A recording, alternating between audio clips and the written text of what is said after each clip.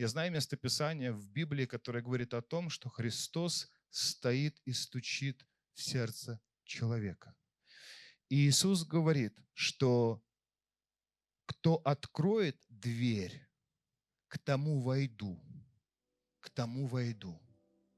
Кто-то из великих мудрецов сказал, что та дверь, в которую стучится и Христос, дверь нашего сердца, братья и сестры, она имеет ручку только с одной стороны. Это дверь, в которую стучит Иисус прямо сейчас, и Иисус сам ее не может открыть, потому что с его стороны ручки нет.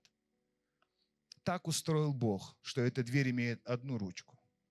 И это твой собственный выбор, и это твое собственное решение. Библия также говорит, что дьявол, враг душ человеческих, он пришел в этот мир, чтобы украсть, убить и погубить. Дьявол ненавидит род человеческий, дьявол ненавидит меня и тебя. Он хочет погубить тебя, он хочет погубить твою жизнь. Но Иисус говорит, что вопреки дьяволу, он пришел в этот мир, чтобы дать тебе жизнь и жизнь с избытком. Иисус пришел в этот мир, чтобы ты получил жизнь.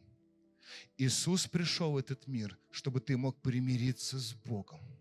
Иисус стал этим путем, через который ты можешь примириться с Богом.